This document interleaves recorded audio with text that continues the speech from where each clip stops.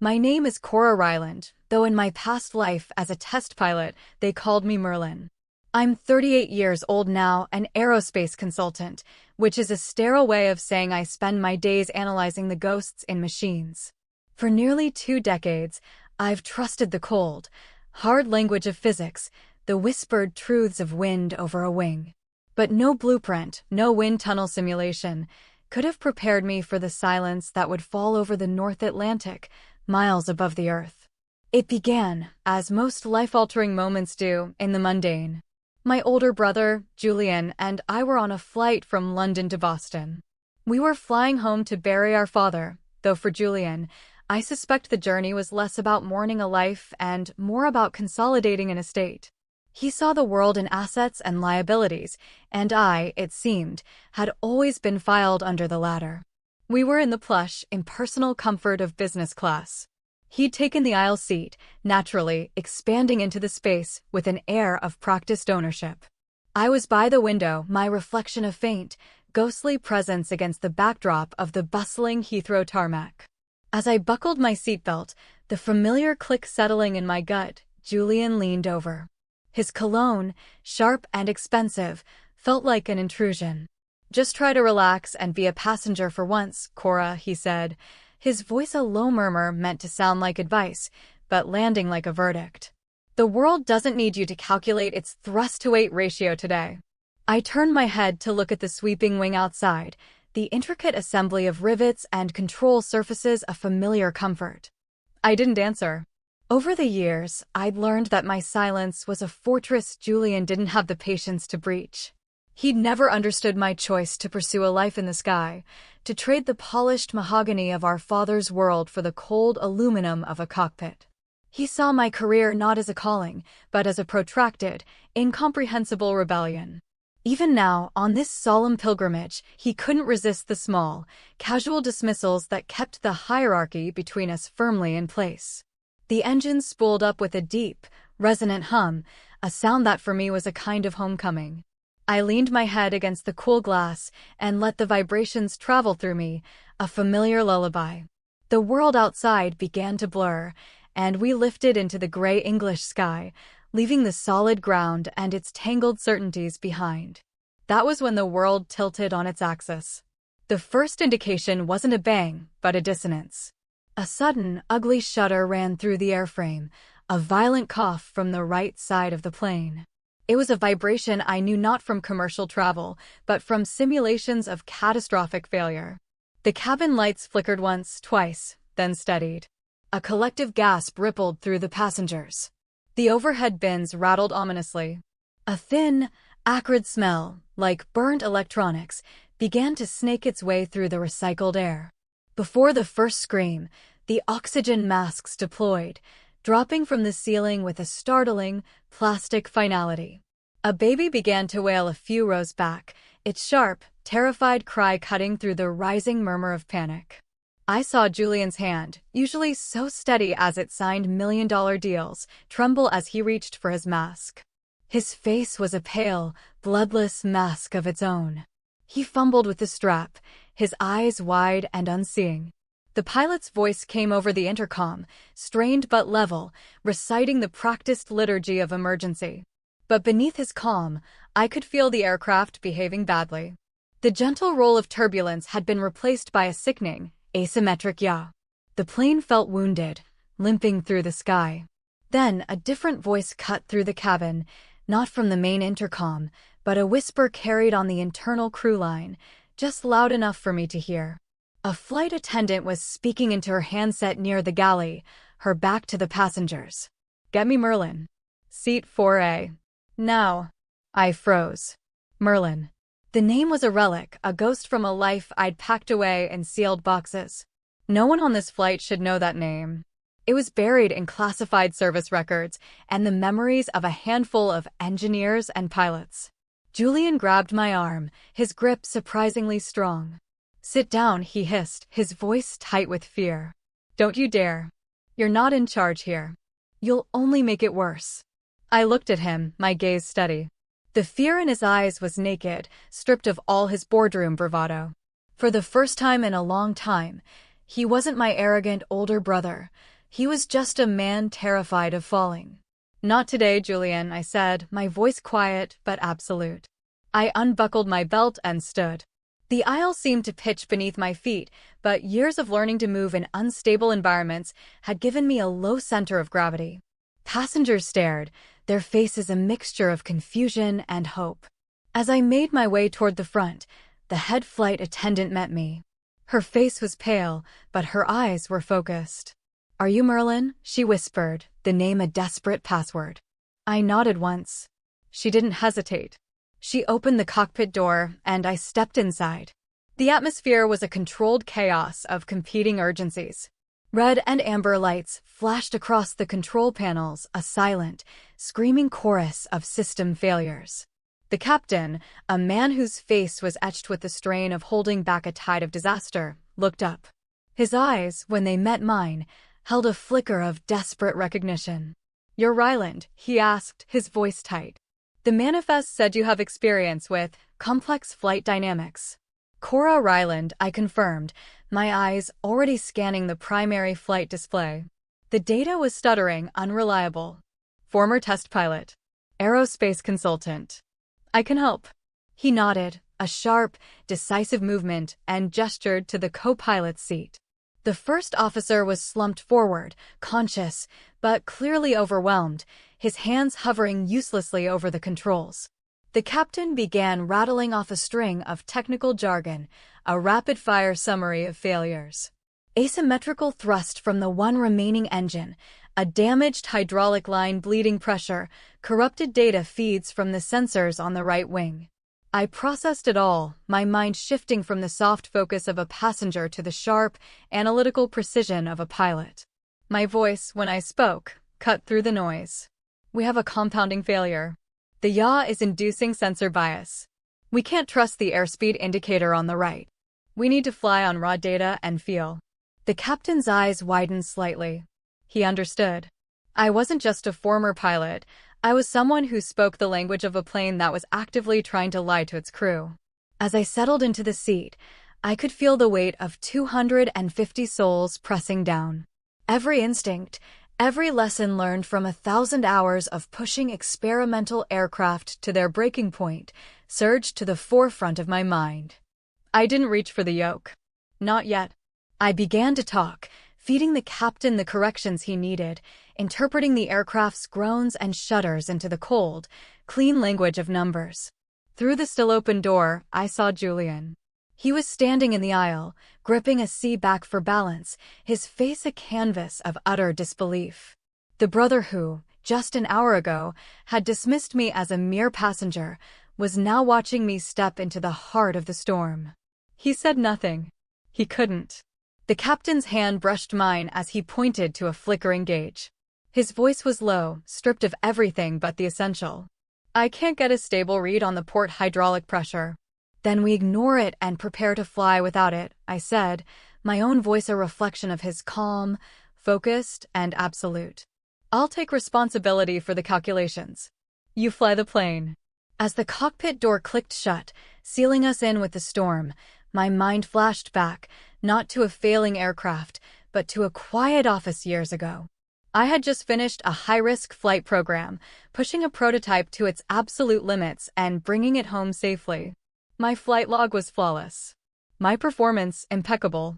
But the evaluation that followed contained a single, venomous sentence, buried deep in a dozen pages of praise. Subject displays a tendency toward hypervigilance and emotional isolation under prolonged non-operational stress. It wasn't an accusation of instability, but something far more insidious. It suggested that while I could handle a machine tearing itself apart, I couldn't handle the quiet pressures of life on the ground. My command track stalled. Opportunities dried up. I was a brilliant pilot who, they implied, was perhaps too brittle for leadership. The report was confidential, but it leaked. Not through official channels, but through a quiet email forward from Julian to our family's financial advisor.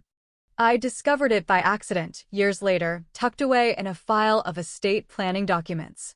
His note was brief and clinical, suggesting my psychological profile, made me an unreliable choice for managing any part of the family trust.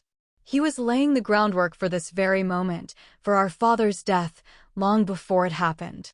He was building a case against me, not with overt attacks, but with the quiet poison of doubt. That sentence became my ghost wound. It never bled where anyone could see it, but I felt it ache every time I was second-guessed, every time I chose silence over confrontation. I stopped arguing and started documenting. I built my life around auditable truths, data, procedures, schematics, logbooks. If you wanted to call me unstable, you'd have to do it in a room where the numbers themselves could testify against you. When the engine failed and the masks fell, no inheritance, no corporate maneuvering mattered. The only record that would survive the next hour would be the one written in the language of altitude, airspeed, and angle of attack. And so, as the alarms blared, I filed the throbbing of that old wound away. Timestamped, acknowledged, contained. Then I focused on the task at hand. Not to prove Julian wrong, but to ensure that 250 people, Julian included, would live to see another sunrise. If the world wanted to re-examine that line in my file afterward, I would welcome the inquiry.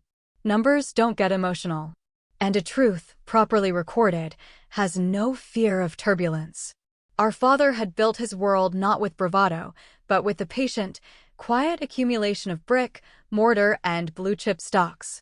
His legacy was a sprawling portfolio of real estate in Boston and a series of trusts designed to provide for us and for the community for generations.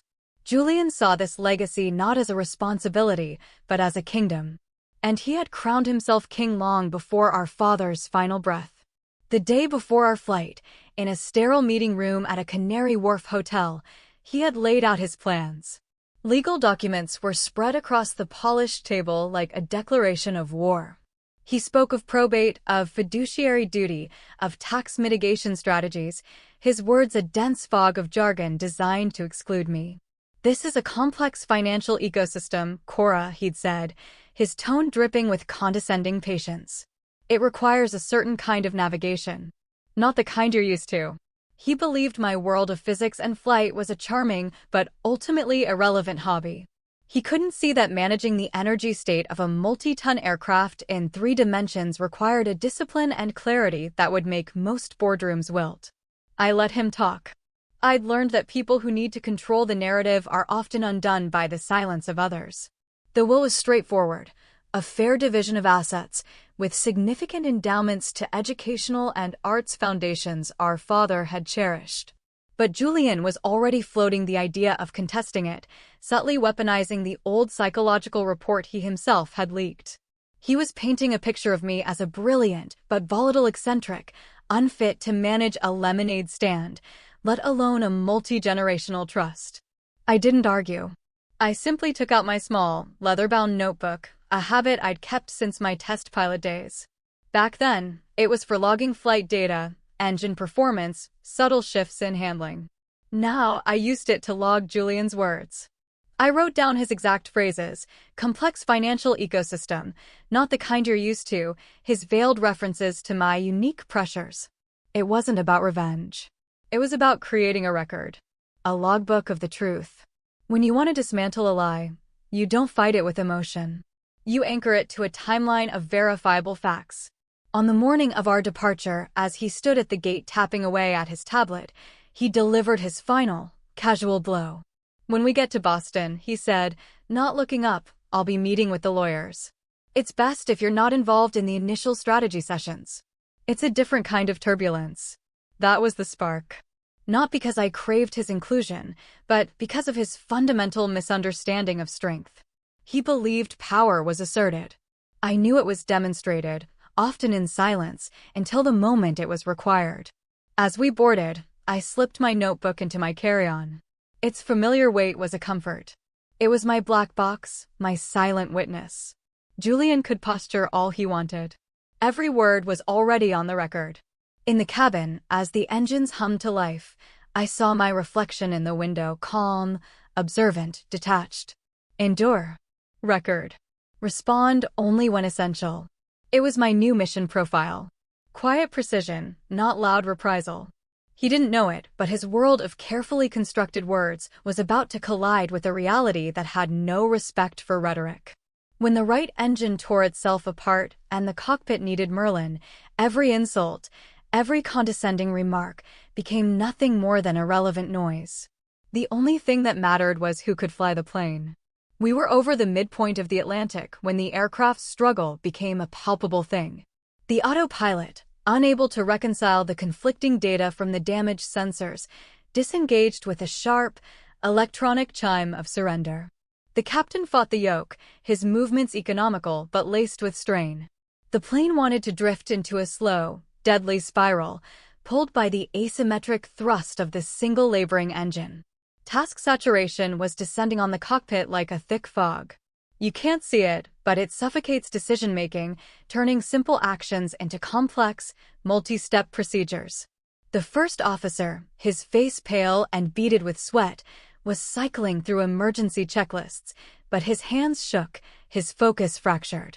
He was lost in the weeds of procedure while the aircraft was bleeding altitude. I watched the primary flight display. The horizon bar stuttered, the numbers ghosting in and out of focus. But I didn't need a perfect screen to understand our state. The plane was telling me everything through the vibrations in the floor, the groaning of the airframe, the particular pitch of the alarms. The captain called for a shallow, controlled descent to find denser air, but the aircraft responded sluggishly, its sync rate spiking erratically. He was juggling the radios, the failing systems, and the physical act of flying. His hands were everywhere, which meant they weren't settled anywhere.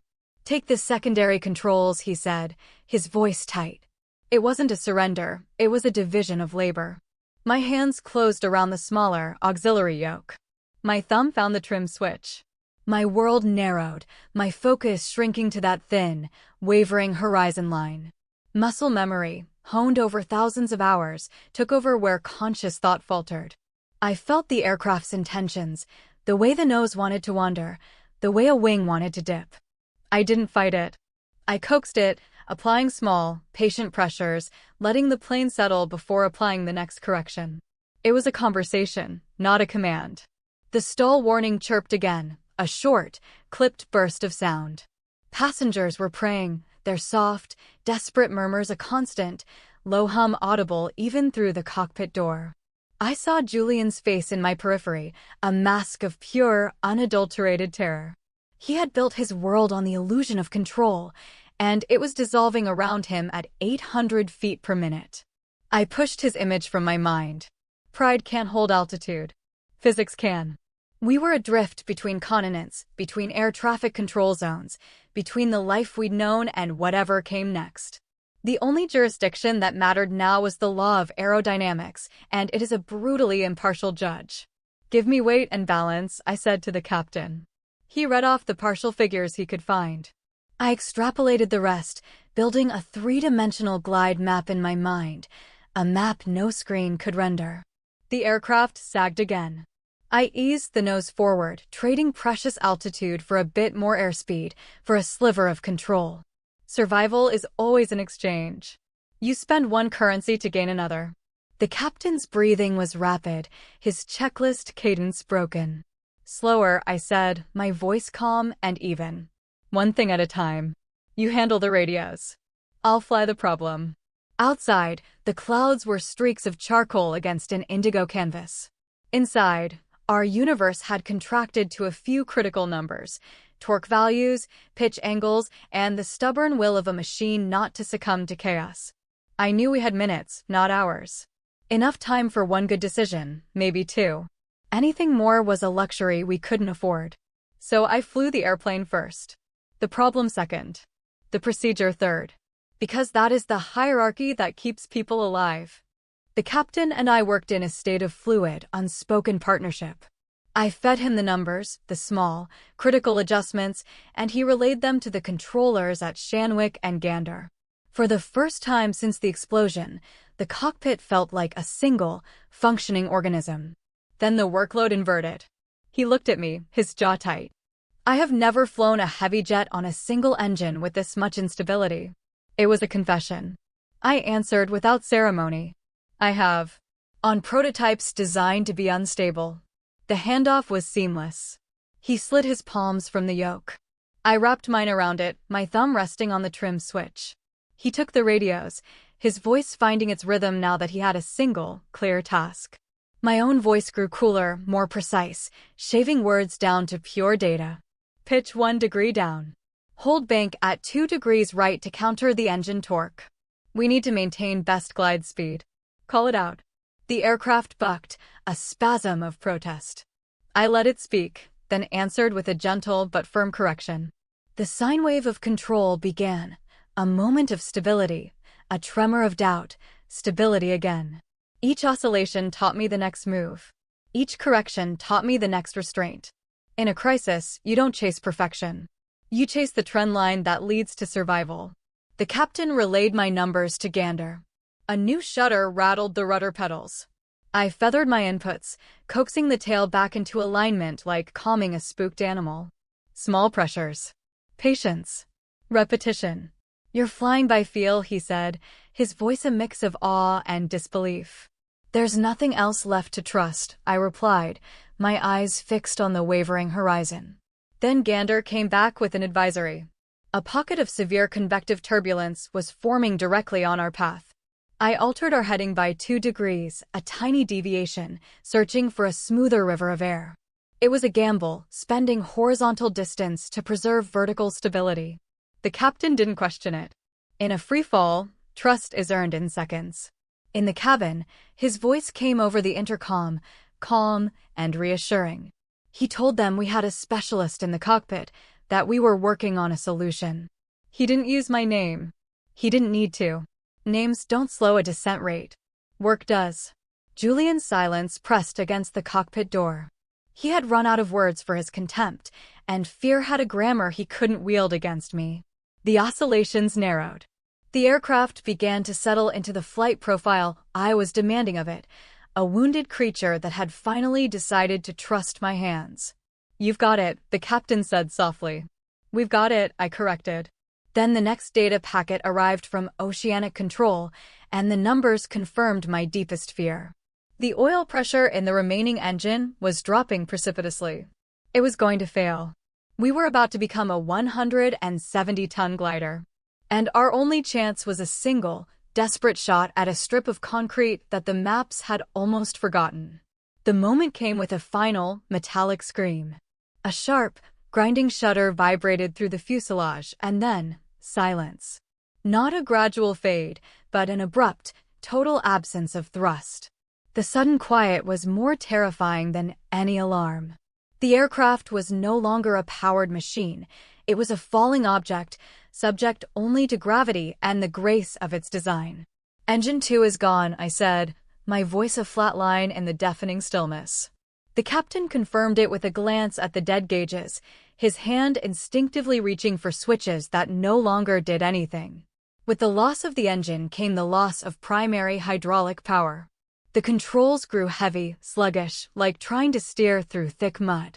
Flaps are unresponsive, the captain reported, his voice tight.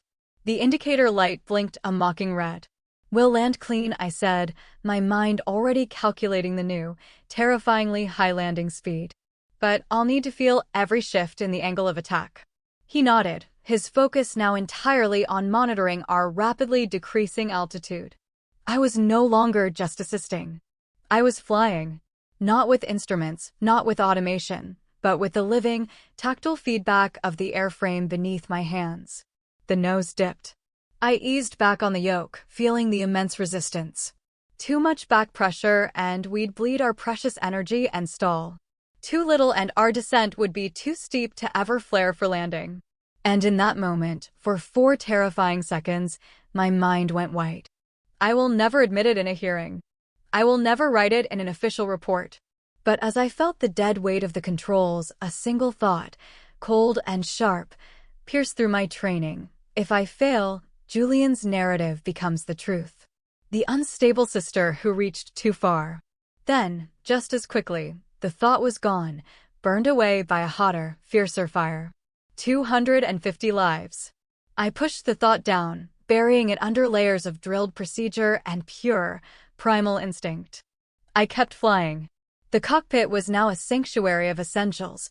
My breathing, the captain's voice calling out altitudes, the hiss of air over the canopy. Oceanic Control came back on the line, their voice urgent. They had found it, a decommissioned Cold War-era airstrip on the coast of Newfoundland. A relic, barely long enough for a jet of our size, but it was our only option. It was a concrete prayer in the middle of a wilderness. "We have one chance at this," I told the captain. "Penelope," he said, his voice quiet, almost reverent. "You have the controls." "I have them," I replied. And I did. Not just the yoke, but the weight of every soul suspended in this impossible silence. We were a glider now, and I had one shot to bring it home. The airstrip appeared out of the twilight haze, a thin, gray scar on a vast expanse of dark green forest. The lights of emergency vehicles twinkled along its edges, a fragile constellation of hope. "Landing gear is down, but I don't have 3 green," the captain said, his voice tense. "The nose gear indicator is dark." "We'll assume it's not locked," I said, the decision forming even as I spoke. "We're touching down on the mains first." "I'm going to force it." He looked at me as if I'd lost my mind, but he didn't argue. There was no time. The trees were rushing up to meet us, their dark, spiky tops no longer an abstraction on the horizon. My breathing slowed. Every hour in a simulator, every gut-wrenching moment in an experimental plane had been a rehearsal for this. "Brace," I said into the intercom, my voice cutting through the cabin's terrified silence. I imagined Julian, white-knuckled in his seat, finally understanding a kind of turbulence that couldn't be managed with money. The ground surged. I held the nose up, defying gravity for a final, breathless second, letting the main wheels take the full, brutal impact. A deafening shriek of tortured rubber and metal filled the air as they slammed onto the cracked concrete. Sparks erupted from the left side, a brilliant, terrifying fountain of light. The smell of burning tires and hot metal flooded the cockpit. "Nose gear down," I said, pushing the yoke forward. The front of the plane slammed down with a jolt that rattled my teeth. We were down, but we were not safe. We were still moving at over 100 knots, and the end of the runway was a fast-approaching wall of trees. "Manual brakes," I commanded myself as much as the captain, and yanked the emergency brake lever with all my strength. The aircraft shuddered violently, skidding and bouncing as the anti-skid system, deprived of its hydraulic lifeblood, failed. Smoke billowed past the windows, obscuring the world. The captain was calling out the remaining distance, his voice strained but clear. 500 feet. 300. I held the yoke steady, my entire body braced against the deceleration, fighting to keep us on the narrow strip of pavement.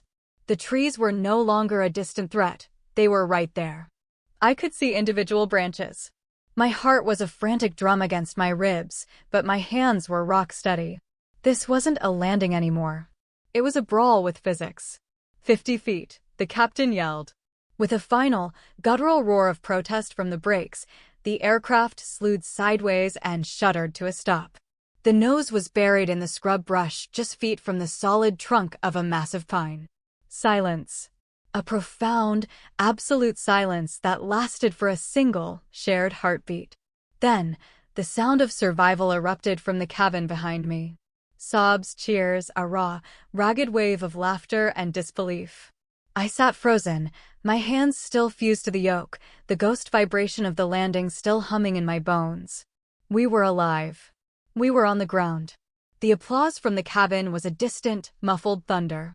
I heard it, but it didn't register. I was still in the cockpit, still in the silence after the engines died, my fingers locked around the controls. For seconds. That was the secret I would carry. The moment of white-hot paralysis on final approach. It wasn't a fear of dying. It was the fear of failing, of proving the ghost wound in my file right. The whisper that said I was brilliant but brittle, that I would crack under the one kind of pressure that wasn't kinetic. For 4 seconds, that whisper had been a roar. Then training, instinct, and the sheer, bloody-minded refusal to quit had taken over. I'd hauled the aircraft back from the edge of my own doubt. But I knew. Those 4 seconds would live inside me long after the sound of cheering faded. I reached for my small, black notebook, my hand trembling slightly now that the adrenaline was beginning to recede. I flipped to a clean page and wrote, the letters sharp and precise. For seconds. Next time, 0. The captain leaned toward me, his voice low amid the joyful chaos erupting from the cabin. They're calling you a hero out there. I shook my head, my eyes on the page. Heroes don't freeze, I murmured, more to myself than to him. He didn't reply, but his silence was layered with a new kind of respect. The cabin door was thrown open, letting in the cold Newfoundland air and the flashing red and blue lights of the rescue crews. Paramedics rushed on board, but most passengers were already on their feet, hugging, crying, making their way down the emergency slide. Some paused as they passed the open cockpit, their faces filled with a raw, wordless gratitude. I stayed in my seat. I wasn't ready to face their thanks. From the corner of my eye, I saw Julian. He was standing in the aisle, his face pale, his expensive suit rumpled. His usual armor of arrogance was gone, leaving him looking smaller, younger, and utterly lost. He looked at me, his eyes wide, not with admiration, but with a dawning, terrifying comprehension of a world he had never known existed.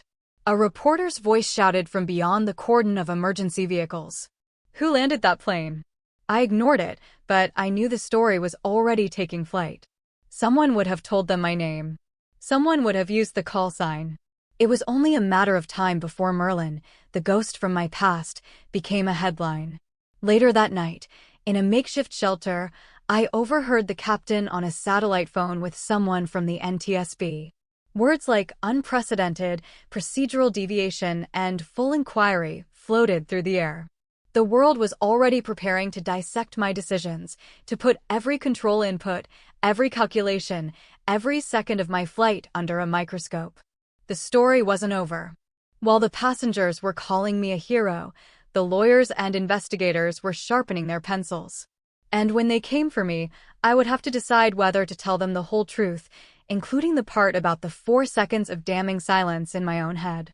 For now, it was safe, a private contract with myself, written in ink in a small, black book. Next time, 0. The first wave of media hit like a weather front. The narrative of the passenger pilot was irresistible, but it quickly fractured. One faction lauded my military precision, another painted me as a reckless vigilante who had usurped command. A cable news network aired a sensationalized segment, using snippets of the cockpit voice recorder to imply I had bullied a hesitant captain into relinquishing control. The ghost wound began to ache. Friends from my old flight programs sent texts ranging from congratulations to cautious inquiries. I answered none of them. My shield of silence held firm. Then came the inevitable. An online tabloid, known for its ruthless efficiency, published my old psychological evaluation. There it was, in stark, digital print, displays a tendency toward hypervigilance and emotional isolation under prolonged non-operational stress. Ripped from all context, it became the centerpiece of a new, more sinister narrative. Why was a pilot with a known issue allowed anywhere near the controls? I didn't have to wonder how they got it. The digital breadcrumbs would lead straight back to the email Julian had sent years ago. When I finally saw him in the hotel where the survivors were being housed, I didn't need a confession. His shame was a visible aura. You didn't think they'd find it? I asked him quietly, my voice devoid of accusation. It was a simple question of process. He flinched, unable to meet my eyes. Cora, don't, I said softly. My lawyer, a woman named Isabel who communicated in crisp, economical sentences, took charge. We let the noise be noise, she said during our first call. We respond with data. She immediately filed a motion to investigate the leak of my sealed records, framing it not as a personal grievance, but as a breach of federal privacy laws. Her strategy was surgical. Let the evidence do the work. In my notebook, I wrote, "Media is turbulence. Fly through it. Do not engage." Survival didn't end when the wheels stopped rolling. The second, quieter battle had just begun. And while I had no interest in revenge, I knew that the truth, meticulously documented, was a weapon of undeniable power. The NTSB hearing was held in a sterile room in Washington, D.C., all polished wood and hushed tones. I walked in wearing a simple gray suit, my logbook under my arm. It felt less like an inquiry and more like a dissection. They played the CVR and DFDR recordings. My own voice filled the room, calm, clipped, calling out pitch angles and sync rates. Then, the captain's strained voice. Get me Merlin. Seat 4A. Now. A subtle shift occurred in the room. The narrative of a reckless intervention began to crumble. When it was my turn, I didn't give a speech. I opened my logbook. I walked them through the cascade of failures, the sensor bias, the loss of hydraulic pressure, the precise calculations for the glide profile. I gave them numbers, not narrative. A veteran investigator on the panel, a man with silver hair and tired eyes, leaned forward. Ms. Ryland, you understand you were operating a commercial airliner far outside of your certification. Yes, sir, I replied, my gaze level. I also understood that we were a 170-ton unpowered glider, 30 minutes from land, with a rapidly closing window for a survivable outcome. The choice wasn't between following procedure and not following procedure. The choice was between a controlled landing and an uncontrolled crash. The room was silent. I had presented them not with an excuse, but with an equation. And the solution was undeniable. As I left the hearing room, I saw Julian standing in the back, a spectator at the dismantling of his own quiet sabotage. I walked past him without a word. The data had already said everything that needed to be said. The probate court hearing in Boston felt like an anticlimax. Julian's case, built on the flimsy foundation of my supposed instability, had been rendered obsolete. My lawyer presented the evidence of his email, the leak, and the subsequent media storm. The judge, an older woman with a no-nonsense demeanor, looked at my brother over the top of her glasses. Then Julian did something I never expected. He stood up, his hands trembling slightly, and his voice, usually so confident, was thin and reedy. Your Honor, he began, I need to say something. He admitted everything. The leak, the long-held jealousy, the resentment of a sister whose quiet strength he had mistaken for fragility. She was the one who was brave, he said, his voice cracking. I spent my life trying to build walls of money and influence, and she just learned how to fly over them. I'm sorry, Cora. For everything. I looked at my brother, and for the first time, I didn't see an adversary. I saw a man trapped in a prison of his own making. Forgiveness, Julian, I said, my voice soft, but clear enough for the court to hear, is not something I'm giving to you. It's a decision I'm making for myself. It's me choosing to put down a weight I'm tired of carrying. The judge ruled in my favor, restoring the will to its original intent. Outside the courthouse, Julian approached me, the media swarm held back by a line of court officers. I can't change what I did, he said quietly. But I want to start making it right. Making it right isn't about apologies, Julian, I said. It's about what you do next. I walked away, my logbook a familiar weight under my arm. That night, I wrote a final entry about him. Redemption begins not with words, but with a change in trajectory. A month later, a retired Air Force general named Wallace Thorne found me. We met at a small airfield outside Boston. We've been watching, Ryland, he said, getting straight to the point. The landing, the hearings. The way you handled the pressure. There's a place for you if you want it. A command track. I smiled, a small, weary smile. It was the validation I had craved for years. And now that it was here, I realized I no longer needed it. Thank you, General, I said. But I'm not looking for a command. I'm looking to teach. And so I did. I took a position with a new flight safety foundation, developing and leading a program focused on a single, terrifying subject, unrecoverable scenarios. My job was to teach pilots how to fly through the moments that no manual could account for. In the simulator, I was relentless. I pushed young pilots to the breaking point, to the moment of cascading failures and sensory overload. One day, a young, brilliant, but anxious trainee froze at the controls. For 6 long seconds, he did nothing as the simulated aircraft plunged toward the ground.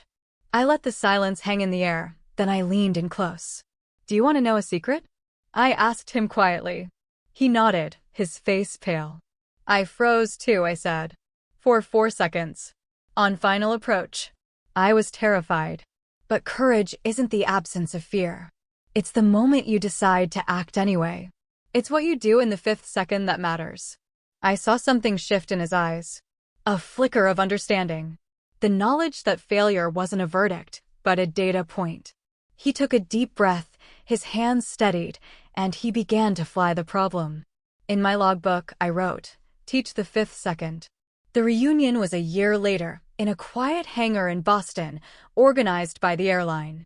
Survivors of the flight shared their stories, their voices thick with emotion. I listened, a quiet presence at the edge of the crowd. Julian was there. He approached me afterward and handed me an envelope. Inside was a legal document. He had taken his share of the contested inheritance and used it to fully fund the Foundation's new scholarship program, named for our father. The Cora Ryland Scholarship for Women in Aerospace. "I thought Merlin would be more fitting," he said with a wry, sad smile. "Cora is better," I replied. "It's the name of the person who has to live on the ground." We stood in comfortable silence for a moment, the chasm between us finally bridged not by apologies, but by a shared, quiet understanding. As the sun set, casting long shadows across the tarmac, I stepped outside. The sky was a deep, peaceful violet, crisscrossed with the faint, silver contrails of other journeys, other lives heading toward other destinations. I no longer looked at them with longing. My sky was here, on the ground, in the simulator, in the eyes of the young pilots I was teaching to find their own fifth second. I opened my logbook one last time. On a fresh page, I wrote a new heading, Forward. The past was a record, a flight logged and complete. The future was open sky. And for the first time, I felt light enough to fly in it.